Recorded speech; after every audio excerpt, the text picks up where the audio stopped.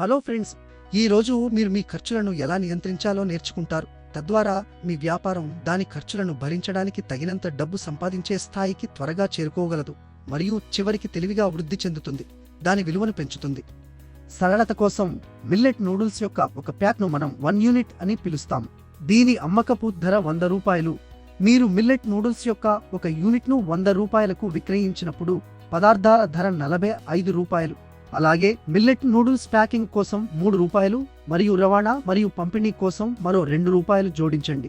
అదనంగా 2 రూపాయలు మార్కెటింగ్ మరియు ప్రకటనలకు వెళ్తాయి.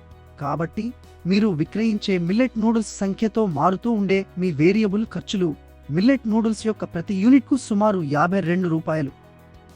ఇప్పుడు మీరు మిల్లెట్ నూడిల్స్ ఎన్ని యూనిట్లను విక్రయించినా స్థిరమైన ధరలను చూద్దాం. మీరు మిల్లెట్ నూడిల్స్ను 100 రూపాయలకు విక్రయించినప్పుడు ఫ్యాక్టరీ స్థలాన్ని అద్దెకు ఇవ్వడానికి 3 రూపాయలు, విద్యుత్ మరియు నీరు వంటి వినియోగాల కోసం మరో 1 రూపాయలు మరియు మీ కార్మికులకు చెల్లించడానికి 8 రూపాయల వరకు కేటాయించండి. మీరు బాహ్య కార్మికులను నియమించుకుంటే, మీరు రుణం తీసుకుంటే మీరు చెల్లించాల్సిన వడ్డీకి అదనంగా 1 రూపాయలు చేర్చండి. ఇవన్నీ మిల్లెట్ నూడిల్స్ యొక్క ప్రతి యూనిట్కు సుమారు 13 రూపాయల స్థిర ఖర్చులను జోడిస్తాయి. మీరు స్థిర మరియు అస్థిర ఖర్చులు రెండింటినీ కలిపినప్పుడు 100 రూపాయలకు విక్రయించే మిల్లెట్ నూడిల్స్ యొక్క ప్రతి యూనిట్ను తయారు చేయడానికి మీకు 65 రూపాయలు ఖర్చు అవుతుంది.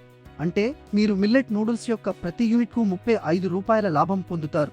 అయితే మీరు 11 రూపాయల పన్నులు చెల్లించాల్సి రావచ్చు. కాబట్టి పన్నుల తరువాత మీ లాభం మిల్లెట్ నూడిల్స్కు సుమారు 24 రూపాయలు. మీ నికర లాభాల మార్జిన్ 24% అని చెప్పడానికి ఇది ఒక సరళమైన మార్గం. ఇప్పుడు ప్రణాళిక భాగం కోసం మీకు 2 ఎంపికలు ఉన్నాయి.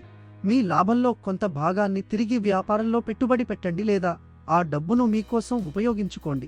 మీ లాభంలో సగం అంటే స్టాక్ వంటి వాటి కోసం 12 రూపాయలు తిరిగి వ్యాపారంలోకి పెట్టడం తెలివైన పని.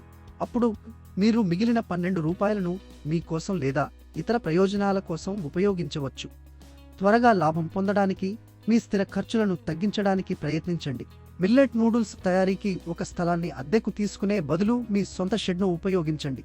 ప్రారంభంలో కార్మికుల ఖర్చులను ఆదా చేయడానికి కుటుంబ సభ్యులు మీకు సహాయం చేయండి.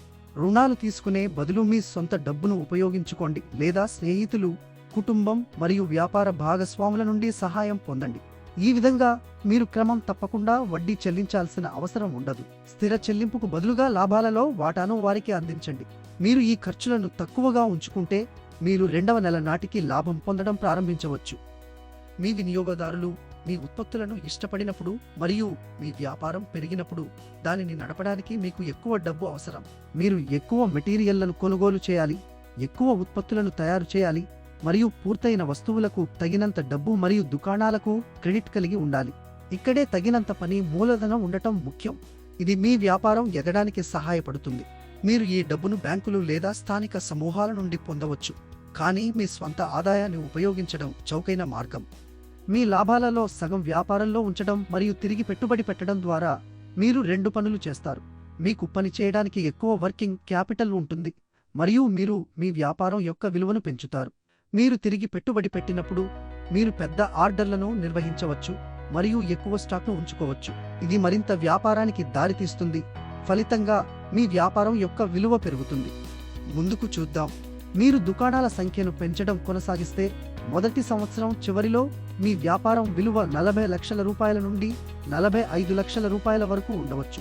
మీరు 2వ మరియు 3వ సంవత్సరంలో డబుల్ షిఫ్ట్ పని చేస్తే మీ వ్యాపారం విలువ 74 లక్షల రూపాయల నుండి 96 లక్షల రూపాయల వరకు కావచ్చు. మీరు మీ వ్యాపారంలోకి ఎంత ఎక్కువ డబ్బును తిరిగి పెడితే అంత ఎక్కువ క్రెడిట్ పొందవచ్చు, అంత ఎక్కువ అమ్మవచ్చు మరియు మీ వ్యాపార విలువ అంత ఎక్కువగా ఉంటుంది. All the best.